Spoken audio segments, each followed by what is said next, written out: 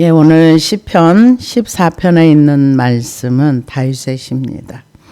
그래서 13편의 표제와 본문이 동일합니다. 그래서 다윗의 시, 인도자를 따라 부르는 노래 이렇게 되어 있는데요. 시편에서 인도자를 따라 부르는 노래라 표제가 붙어진 거는 53편에도 있습니다.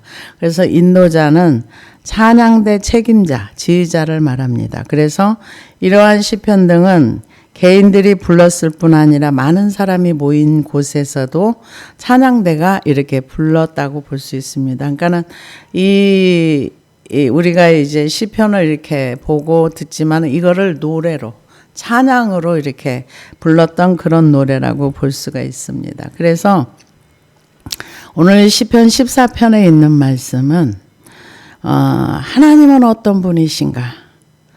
또 하나님이 어떤 분이신가를 알려주기 전에 어리석은 사람은 어떤 사람인가? 이렇게 얘기를 합니다. 그래서 많은 사람들이 하나님이 어떤 분인가에 별로 궁금하지 않습니다. 그런데 저는 우리나라에 누가 종교 분포도에서 얘기를 했는데 좀 불편한 얘기들이 있더라고요. 뭐냐면은 옛날에는 한 80년대쯤에는 우리나라 기독교 인구가 약 한 1200 이 정도 얘기를 했었는데 지금은 한 500만 좀 안 될 수도 있다 이런 얘기들도 하고요. 근데 문제는 불교가 제일 숫자가 많답니다. 그리고 지금 가장 핫하게 부흥되는 거는 가톨릭이랍니다. 그래서 깜짝 놀랐어요. 그 얘기를 듣고 나서. 우리 기독교는 점점 줄어들고 있고요. 그래서 저는 생각을 해봤어요. 왜 기독교가 줄어들 수 있을까? 하나님에 대해서 오해하는 부분이 많아서 그러지 않나. 하나님의 생명의 역사가 생명은 계속 움직이면서 이렇게 번성하게 되어 있는데 그것이 좀 줄어들지 않았나. 그러면서 기독교가 이제 변절되는 쪽으로 가지 않았을까. 하나님을 믿는 사람이 별로 없다고 봐야 되겠죠. 그래서 다윗은 그때 당시에 있는 시대상 속에서 이 이스라엘 백성들은 언약의 백성들이고 율법이 있는 백성들입니다. 그런데 그럼에도 불구하고 하나님을 믿지 않는 많은 사람들이 있었다고 봐야 되겠죠.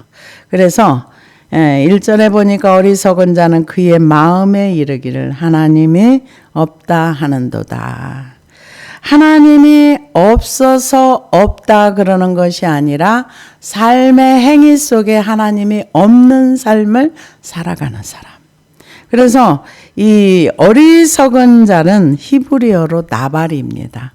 우리가 나발하면은 사무엘상 25장에 보면은 나발이라는 이름이 실제로 있습니다. 그래서 이 나발의 뜻의 의미는 어리석음, 악함, 하나님이 없음.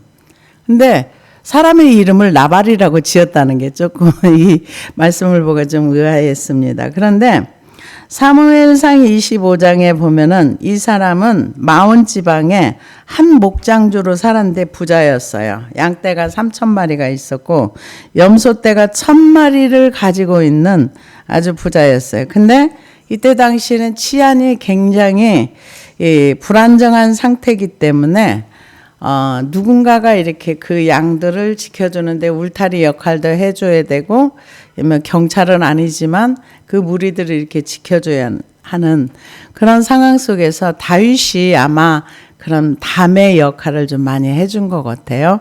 그러면은 그렇게 해주고 나면은, 양털을 깎을 때쯤 되면은, 이제 양털을 깎을 때 그렇게 해줬던 사람들을 불러서 달라고 하기 전에 초대를 해서 먹을 것과 이렇게 풍성한 잔치를 하면서 이렇게 베풀고 하는데 이 나발이라는 사람은 천지를 몰랐던 사람인 건지 아니면은 어리석어서 정말 그 시대상이 지금 어떻게 흘러가는지, 누가 대세인지, 우리나라 지금 상황으로 보자면은 이쪽이 대세인지 저쪽이 대세인지 이거 봐서 눈치 봐가면서 강한 쪽에 붙어야 되는데 아마 그런 걸 전혀 몰랐던 것 같아요. 그러니까 나발 그 다윗의 사람을 보내니까 어떤 누가 나한테 그런 걸 달라 그래 그러면서 한마디로 거절을 합니다. 그랬을 때 나발이 모욕을 당하는 거죠. 아니 그 다윗이 거기 일꾼들을 보냈다가 모욕을 당하고 나서 내가 그냥 안 둬. 만약에 아비가일이 막지 않았더라면 살인이 일어납니다. 우리는 생각해 볼 수 있어요. 아니 사울은 자기를 직접 죽이려고 했는데도 다윗이 참았어요. 하나님이 세우신 사람이라. 근데 화가 나면 안 참아질 수도 있나 봐요. 근데 아비가일이 뭐라고 얘기를 했냐면은 그 사무엘상 25장 25절에 보면은 내주는 불량한 사람 나발을 개의치 마옵소서. 그의 이름은 그에게 적당하니 그의 이름이 나발이라.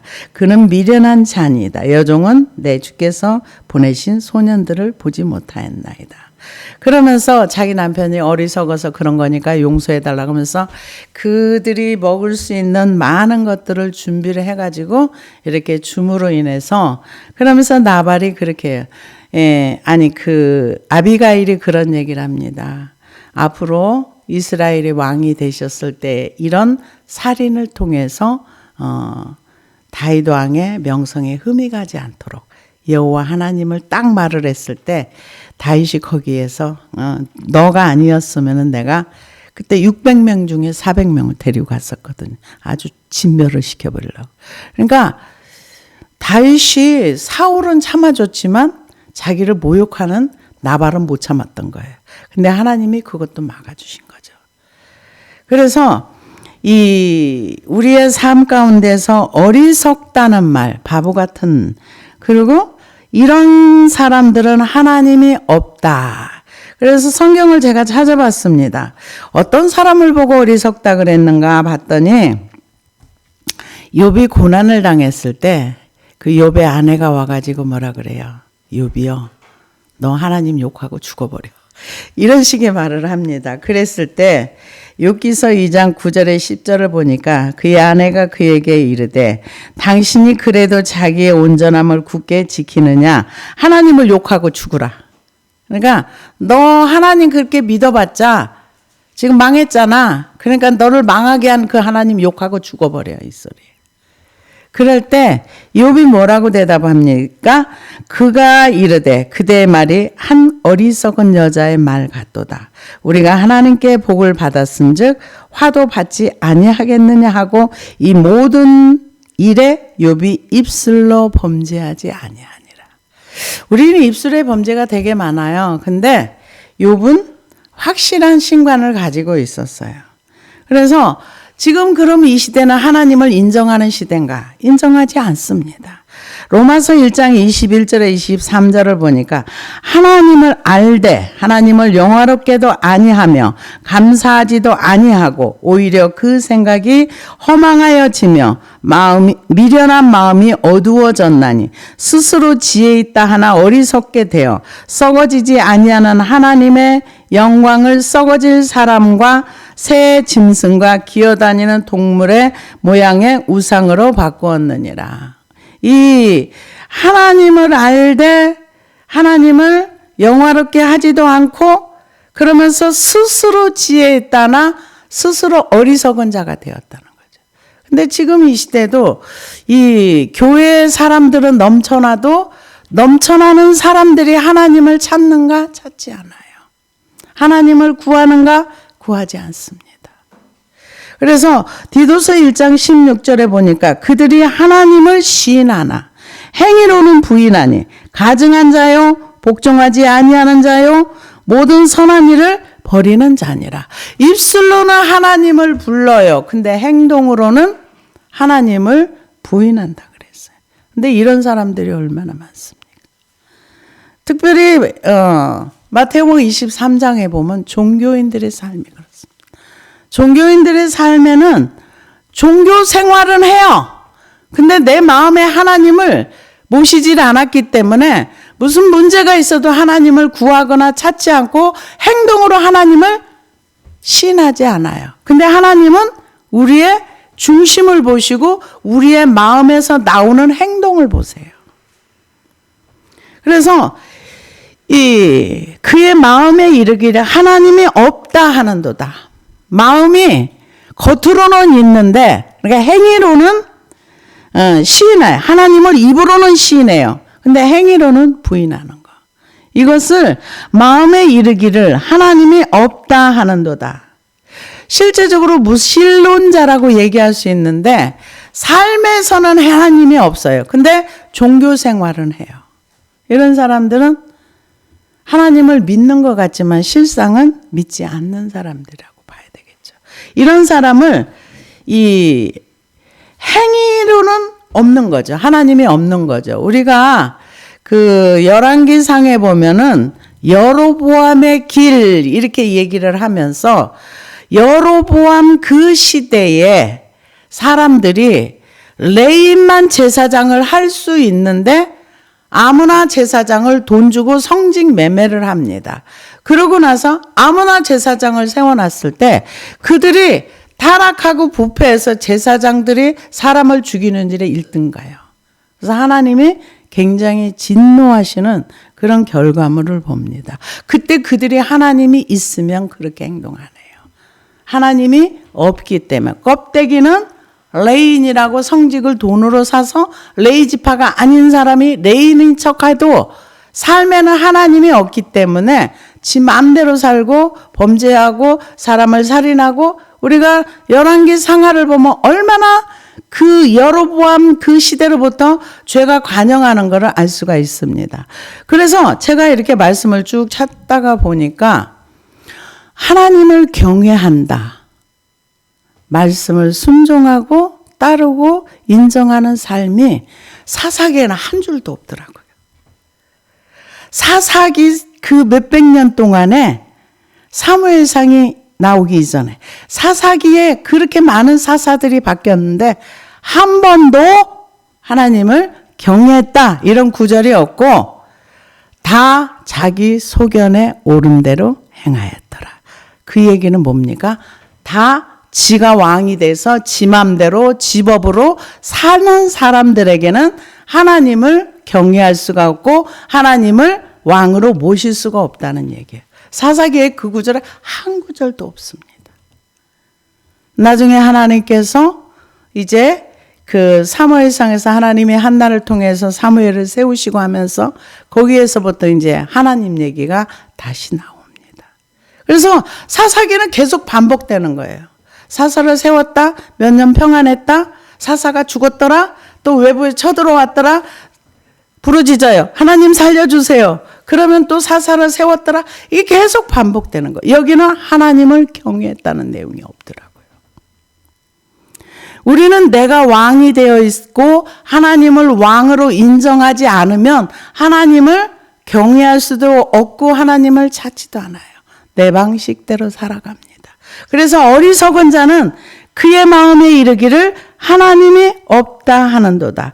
그들은 부패하고 그 행실이 가증하니. 이 부패가 뭔가를 제가 좀 찾아봤어요. 이 부패의 원어의 뜻은 음식이 상하다 이런 뜻이 있습니다. 음료로 말하면은 김이 다 빠져서 맛이 변질되어 아무 쓸모없어 버릴 수밖에 없는 거. 이거를 부패했다. 그래서 썩어서 냄새가 난다. 이런 뜻이 있답니다. 그래서 부패했다는 뜻은 완전히 썩었다는 말인데 원래는 구덩이를 파다는 말에서 나온 말인데 이스라엘 사람들은 우리나라는 이렇게 무덤을 팔 때 땅 아래로 파서 관을 넣습니다. 이스라엘은 이렇게 바위를 뚫어 가지고 이렇게 거기다 시신하고 옷을 입혔었는데요. 그러면 시간이 지나면은 그게 썩으면서 이렇게 냄새 나는 거. 이걸 부패했다고 표현을 한답니다. 그런데 그래서 부패해서 결과가 뭐가 나왔지? 하고 지금 성경을 좀 찾아봤습니다. 그랬더니 놀라운 얘기들이 많더라고요. 부패하면 끝나더라고요. 창세기 6장 11절에서 13절을 보니까 그때 온 땅이 하나님 앞에 부패하여 포악함이 땅에 가득한지라. 하나님이 보신즉 땅이 부패하였으니 이는 땅에서 모든 혈육 있는 자의 행위가 부패함이었더라. 하나님이 노아에게 이르시되 모든 혈육 있는 자의 포악함이 땅에 가득함으로 그 끝날이 내 앞에 이르렀으니 내가 그들을 땅과 함께 멸하리라. 부패하면 하나님이 심판해 버리더라고요. 썩었다는 거죠. 냄새가 나서 하나님이 맡을 수가 없는. 그래서 시편 53편 1절에서 3절을 보니까 14편 말씀과 같은 말씀이 있더라고요. 어리석은 자는 그 마음에 이르기를 하나님이 없다 하도다. 그들은 부패하여 가증한 악을 행하며 선을 행하는 자가 없도다. 하나님이 하늘에서 인생을 굽어 살피사 지각 있는 자와 하나님을 찾는 자가 있는가 보려 하신즉 각기 물러가 함께 더러운 자가 되고 선을 행하는 자 없으니 한 사람도 없도다. 14편 말씀과 거의 동일한 말씀이더라고요. 그래서 또 부패가 또 뭐가 있나 찾아봤어요. 그랬더니 신명기 9장 12절에서 13절을 보니까 19절 20절까지입니다. 내게 이르시되 일어나 여기서 속히 내려가라. 내가 애굽에서 인도하여 낸 내 백성이 스스로 부패하여 내가 그들에게 명령한 도를 속히 떠나 자기를 위하여 우상을 부어 만들었느니라. 여호와께서 또 내게 말씀하여 이르시되 내가 이 백성을 보았노라. 이는 목이 곧은 백성이니라. 여호와께서 심히 분노하사 너희를 멸하려 하셨으므로 내가 두려워 하였노라. 그러나 여호와께서 그때 내 말을 들으셨고 여호와께서 또 아론에게도 진노하사 그를 멸하려 하였으므로 내가 그때 아론을 위하여 기도하고. 이스라엘 백성이 스스로 부패했을 때 하나님이 이 백성 전체를 진멸시키려고 전염병으로 내가 이들을 싹 쓸어버릴 거야. 여기에서 보면은 신명기 9장에 보면은 그들이 스스로 부패했다 그랬어요. 부패는 누가 나를 썩게 만드는 게 아니라 내 스스로가 나를 부패하게 만드는 거. 근데 여기 이유도 나와요. 자기를 위하여. 자기를 위하여 사는 삶은 부패한 삶이라는 거예요. 이게 성경에서 말하고 있는 겁니다. 그러면 자기를 위해서 사는 부패한 삶을 살면 하나님께서 진멸의 대상이 된다는 거예요. 그래서 하나님께서 우리에게 뭐라고 하셨어요? 아무든지 나를 따라오려거든 자기를 부인하고 자기 십자가를 지고 나를 쫓을 것이니라. 부패해서 하나님의 진노 가운데 들어가지 말라 그 소리예요. 그래서 여기 보니까 부패하고 그 행실이 가증하니 선을 행하는 자가 없도다. 선을 행하는 자가 없다는 거죠. 부패해서 자기를 위하여 살다 보면 모든 사람이 다 이용 대상이 되는 거고 활용 대상이 되는 거고 다 모든 사람이 나를 위해서 뭔가를 해줘야 좋은 사람이야. 이런 경우는 어떤 경우가 있습니까? 하나님도 나를 위해서 뭔가 해줘야 좋은 하나님이지 나를 위해서 아무것도 해주지 않는 하나님은 별로 좋은 하나님 아니에요. 그래서 어리석은 자는 그의 마음에 이르기를 하나님이 없다 하노다. 그들은 부패하고 그 행실이 가증하여 선을 행하는 자가 없도다. 선을 행할 수가 없겠죠. 그래서 여호와께서 하늘에서 인생을 굽어 살피사 지각이 있어 하나님을 찾는 자가 있는가 보려 하신즉 그럼에도 불구하고 하나님은 사람들을 찾으신대요. 어떤 사람들? 하나님을 누가 나를 찾나? 그런 사람을 찾으신답니다. 그래서 그러는지 그 탈북하시는 분들이 얘기하기를 신이 있으면 나 좀 도와달라고. 정말로 신이 있냐고. 나는 신이 없는 줄 아는데 신이 정말로 있다면 나를 좀 도와줘서 나를 좀 살게 해달라고. 이 지옥 같은 곳에서 내가 탈출하는데 나 좀 도와달라고. 이런 기도를 했던 사람들은 하나님이 만나주셨더라고요. 찾는 사람. 신이 누군지도 몰라. 그렇지만은 정말로 신이 있다면 나 좀 만나달라고. 그런데 이런 일들은 유대인들에게 많이 일어나더라고요. 정말 성경에 기록된 하나님이 살아 있습니까? 있다면 나를 만나주세요. 그러면 제가 믿겠습니다. 만나주시더라고요. 근데 그렇게 신을 찾는 사람들은 집중하면서 오로지 그거 하나만 찾더라고요. 만날 때까지 찾더라고요. 그런 사람들은 만나주고, 하나님을 만난 사람들은 하는 얘기들이 거의 비슷하더라고요. 내가 어떤 대가를 지불해서라도 나는 신을 따라가겠습니다. 이렇게 얘기하시는 분들도 있더라고요. 그래서 하나님은 어떤 사람을 찾는가? 하나님을 누가 나를 찾지? 찾는 사람을 찾는다는 거죠. 그래서 하나님을 찾는 자가 있는가 보려 하신즉 다 치우쳐 함께 더러운 자가 되고, 함께 더러운 자. 그래서 우리가 씻지 않아서 더러운 자라는 말은 하지 않을 겁니다. 그러면 성경에서 말하는 더러운 자는 무엇일까? 또 찾아봤어요. 그랬더니 우리 의가 더럽답니다. 우리 의는 뭐냐? 내가 옳다고 행동하는 거.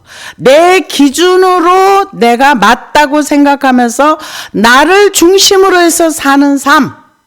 이것이 이사야 64장 6절에서 7절까지 말씀입니다. 무릇 우리는 다 부정한 자 같아서 우리의 의는 다 더러운 옷 같으며 우리는 다 잎사귀같이 시들므로 우리의 죄악이 바람같이 우리를 몰아가나이다. 주의 이름을 부르는 자가 없으며 스스로 분발하여 주를 붙잡는 자가 없사오니 이는 주께서 우리에게 얼굴을 숨기시며 우리의 죄악으로 말미암아 우리가 소멸되게 하셨습니다. 우리가 선을 행해도 말씀의 기준에서 하나님께서 하라고 했기 때문에 내가 이 말씀에 순종하는 거야 하면서 선을 행하는 것과 내 임의대로 아이고 불쌍하니까 내가 도와줘야지. 근데 자기의 의로 선을 행하고 긍휼을 행하는 사람이 주변에 있다 보니까 자기 의가 하늘같이 올라가요. 근데 그게 자기 의라는 걸 몰라요. 모르고 나서 뭐라 그래요? 그런 얘기를 하더라고요. 내가 누구를 많이 이렇게 힘든 사람이 있어서 내가 미워했어.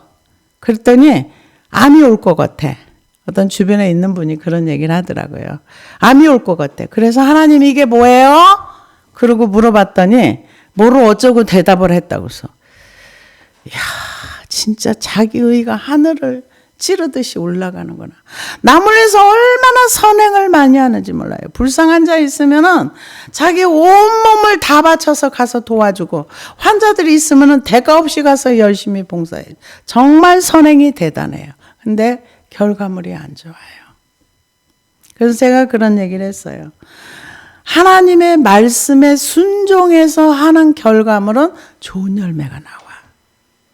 근데 그렇지 않은 거는 그 열매가 아니야.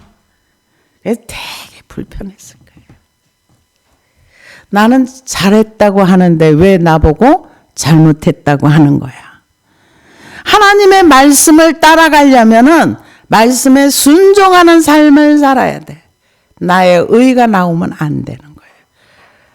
하나님의 말씀을 따라가고 은혜가 임했을 때 말씀을 따라가는 것이 우리가 양심 역사를 하지 않아요.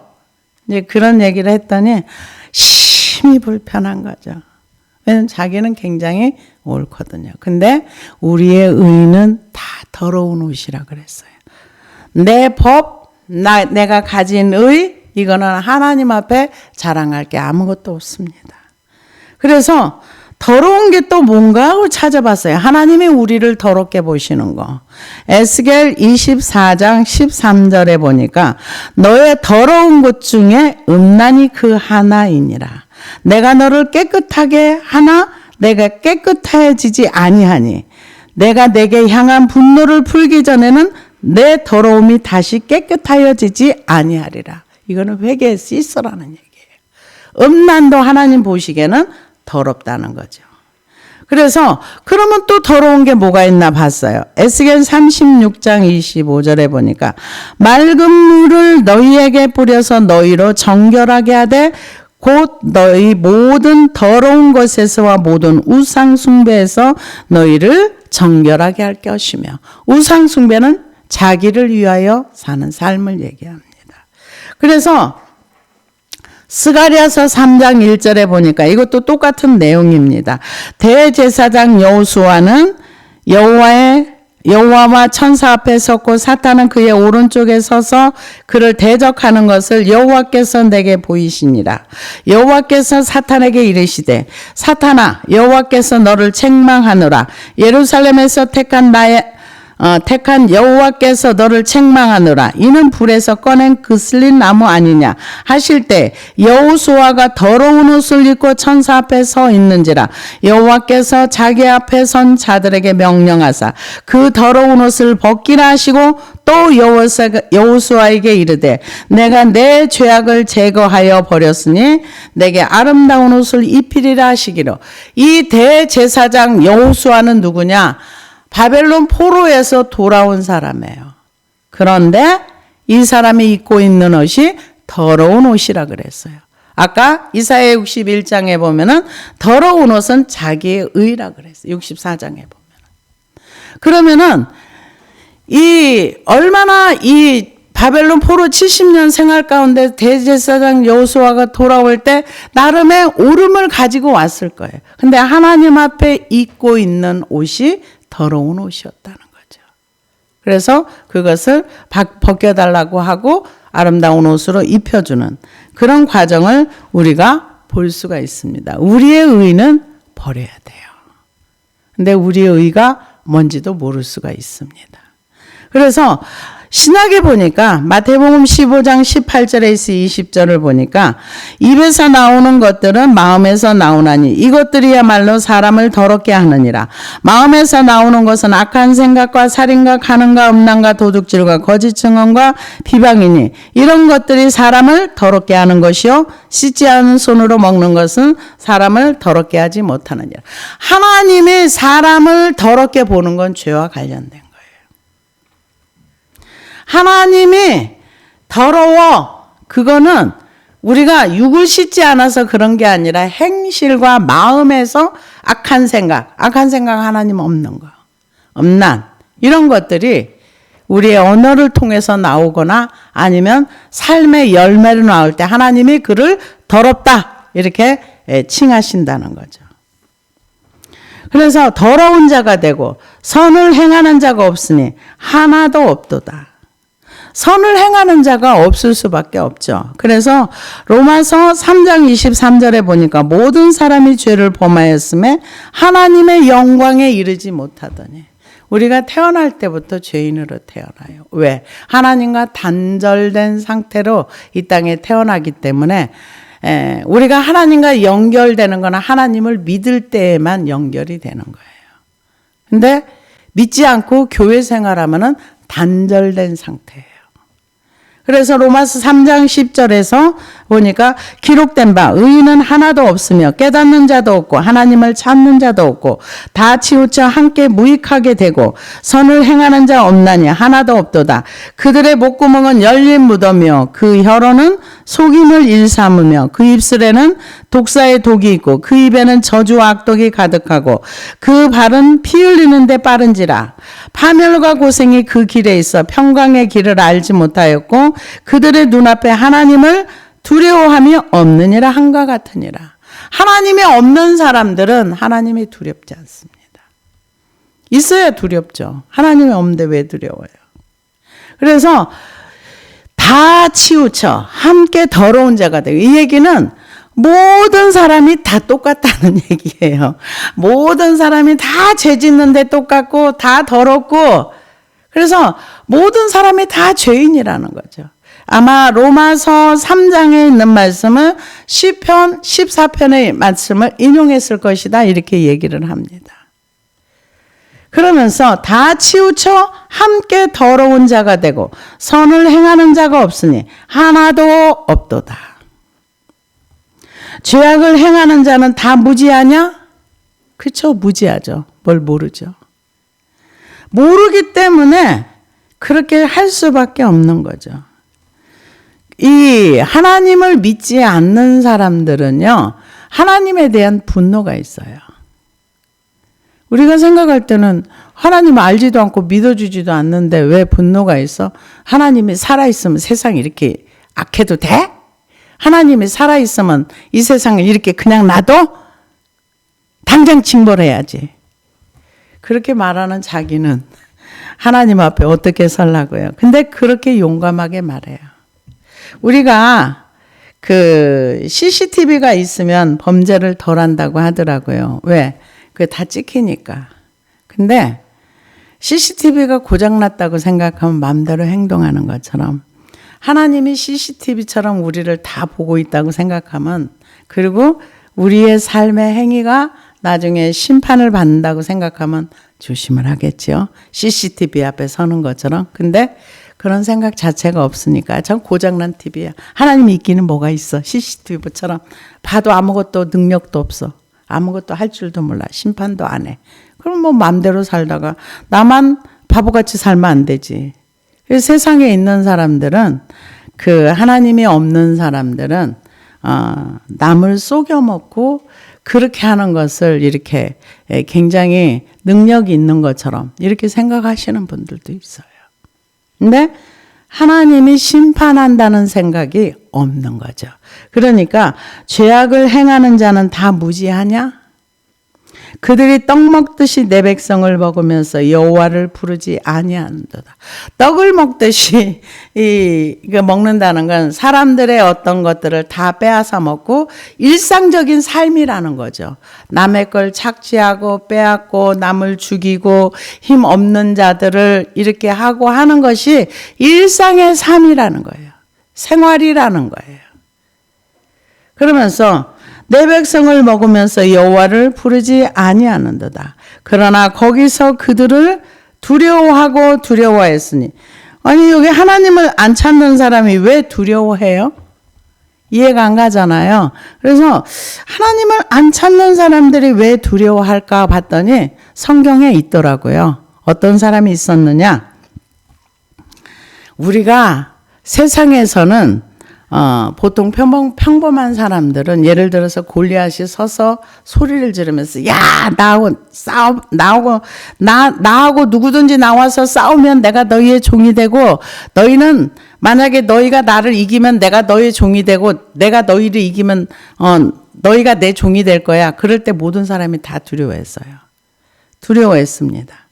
그런데 여기 보니까 뭐라고 얘기하느냐. 그러나 거기서 그들을 두려워하고 두려워했으니 하나님이 의인의 세대에 계심이로다. 이런 죄악을 행하면서 무지하게 하나님의 백성들을 착취하고 떡 먹듯이 일상의 삶에 죄를 짓고 사는 사람이 굉장히 두려워하면서 산다는 거예요. 그 이유는 뭐냐면은 사실은 사울이 다윗을 두려워할 이유가 전혀 없어요. 왜냐? 사울은 왕이고 다윗은 쫓기는 사람이에요. 그런데 사울이 일생 동안 다윗을 두려워했어요. 그래서 그렇게 두려움의 존재를 내가 없애버리려고 두려워했던 거예요. 성경에 보니까 사무엘상 18장 12절에 보니까 여호와께서 사울을 떠나 다윗과 함께 계심으로 사울이 그를 두려워한지라. 이게 시작이에요. 다윗을 두려워하는 거 시작이에요. 그래서 이 두려움이라는 게 악인들에게는 얼마나 일생 동안 그를 따라다니는가를 사울을 보면서 제가 알았습니다. 29절에 보니까 사울이 다윗을 더욱 두려워하여 평생에 다윗의 대적이 되니라. 그런데 하나님을 온전히 신뢰하지 못한 다윗은 사울을 두려워했어요. 나중에 보니까 다윗이 여호와를 두려워하면서 두려움이 없어졌더라고요.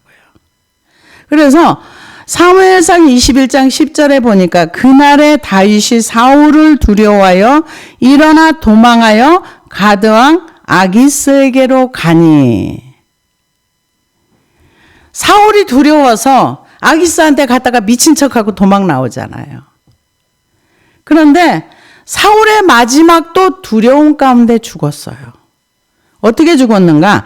사무엘상 31장 3절에서 4절을 보니까 사울이 패전함에 활 쏘는 자가 따라잡으니 사울이 그 활 쏘는 자에게 중상을 입은지라. 그가 무기를 든 자에게 이르되 내 칼을 빼어 그것으로 나를 찌르라. 할례 받지 않은 자들이 와서 나를 찌르고 모욕할까 두려워하노라 하니 무기 든 자가 심히 두려워하여 감히 행하지 아니하는지라. 이에 사울이 자기의 칼을 뽑아서 그 위에 엎드러지매. 그러니까 마지막 죽을 때까지 사울은 뭐가 두려웠는가? 자기 체면, 자기 얼굴. 내가 할례 받지 않은 자들이 나를 친다는 거는 내 체면과 왕의 체면이 이게 견딜 수 없는 거예요. 그래서 나중에 죽음도 두려움 가운데 죽었어요. 그래서 할례 받지 않은 자가 나를 찌르고 모욕할까 두려워하노라. 두려움으로 죽었어요. 두려움으로. 그래서 이 하나님을 두려워하지 않는 사람들은 그들 나름대로 두려움이 있다는 거예요. 여기서 거기서 그들을 두려워하고 두려워하였으니 하나님이 의인의 세대에 계심이로다. 하나님이 함께하는 사람이 두려운 거예요. 그것을 사울과 다윗의 삶 가운데서 그렇게 얘기하고 있습니다. 그래서 너희가 가난한 자의 계획을 부끄럽게 하나 오직 여호와는 그의 피난처가 되시도다. 여기 가난한 자의 계획을 부끄럽게 하는, 무슨 말인지 조금 이해가 안 갈 수 있는데요. 가난한 자들을 잡아서 죽이고 뭔가를 빼앗기 위해서 그것을 계획을 하는 거를 하나님께서 그를 깨부신다는 거예요. 그 계획을 부끄럽게 하나 오직 여호와는 그의 피난처가 되시도다. 저 가끔 이런 기도합니다. 악한 자들이 계획을 세우는 것을 하나님 이것을 다 깨트려 주세요. 악한 자의 그 세우는 계획들이 다 무너지게 해주세요. 이런 기도 많이 합니다. 근데 그거를 지금 가난한 자의 계획을 부끄럽게 하나 오직 여호와는 그의 피난처가 되시도다. 피난처는 뭐예요? 위급할 때 피할 수 있는 곳이라는 거죠. 우리는 힘들고 어려울 때 어디로 피난해야 되는가? 하나님께로 피난해야 돼요. 우리가 열왕기하 18장에 보면은 히스기야가 완전히 그 랍사게가 아수르 사람 왕이 와가지고 18만 5천 명이 이렇게 둘러쌌어요. 그런데 어디로 피난했어요? 하나님께로 피난 갔어요. 그러니까 살았어요. 처음에는 돈한테 피난 갔어요. 아수르 왕이 왔을 때 성전에 있는 금 이런 거 다 뺏겨가지고 갖다 주면서 봐주세요 그랬어요. 처음엔 봐줬어요. 근데 나중에는 안 봐줘요. 다시 와요. 그러니까 그때는 두 번째는 하나님께 피난 갔어요. 몸이 간 게 아니고 마음이 갔어요. 우리는 힘들 때 내 마음이 힘들고 어려울 때 내 마음이 하나님께로 가야 돼요. 그래서 여기 뭐라 그랬어요? 오직 여호와는 그의 피난처가 되시도다. 피난 가야 되는데 피난 안 가고 벼락 맞으면 안 돼요. 하나님께로 피하는 것이 가장 안전합니다. 이게 믿음입니다. 그러면서 이스라엘의 구원이 시온에서 나오기를 원하도다. 여호와께서 그의 백성을 포로된 곳에서 돌이키실 때 야곱이 즐거워하고 이스라엘은 기뻐하도다. 구원이 어디서 나오는가? 하나님께로부터, 여호와께로부터. 포로됐다는 것은 70년 포로 생활 끝난다는 얘기가 아니라 포로는 잡혀서 꼼짝 할 수 없을 때 하나님이 그것을 구원해 줄 수 있다는 거죠. 내가 묶여서 아무것도 할 수 없을 때 전 그 기도 많이 합니다. 하나님, 나는요, 나를 이길 수도 없고요. 나는 죄도 이길 수가 없고요. 나는 질병도 이길 수가 없어요. 하나님 도와주세요. 하나님이 나를 이 질병에서 풀어줄 수가 있고, 나를 이 묶인 거에서 풀어줄 수 있는 분은 하나님밖에 없어요. 도와주세요. 간청을 하면 하나님 그 기도를 들어주세요. 근데 사람들은 절대로 하나님 앞에 항복을 안 해요. 다 내 힘으로 해야 돼. 내가 해야 돼. 그리고 내가 영광 받아야 돼. 근데 우리는 우리의 힘으로 할 수 있는 게 많지 않아요. 여기 보니까 이스라엘의 구원이 시온에서 나오기를 원하는도다. 여호와께서 그의 백성을 포로된 곳에서 돌이키실 때, 포로됐다는 거 묶여서 아무것도 할 수 없는 거예요. 묶여있는데 뭐를 해요? 잡혔는데. 그런데 돌이키신다는 거죠. 돌이키실 때 야곱이 즐거워하고 이스라엘은 기뻐하리로다. 포로됐다 풀려나 보세요. 얼마나 좋은가. 묶여있던 곳에서 자유케 돼보세요. 그게 얼마나 편안한가. 질병에서 묶였다가 풀려보세요. 얼마나 좋은가. 그래서 기뻐한다는 거예요. 그래서 시편 14편에 있는 말씀은 어리석은 자들, 하나님을 인정하지 않는 사람들. 근데 하나님이 찾으시는 사람은 돈 많은 사람을 찾는 것도 아니고 지식이 많은 사람을 찾는 것도 아니고 하나님은 사람을 차별하지 않으세요. 누구나 하나님을 찾기만 하면 만나주세요. 근데 왜 안 만나주는가? 안 찾아서 그래요. 하나님은 찾고 찾으면 만나주세요. 하나님을 전혀 모르는 사람도 정말 하나님이 있다면, 정말로 있다면 나 좀 만나주세요. 그럼 만나더라고요.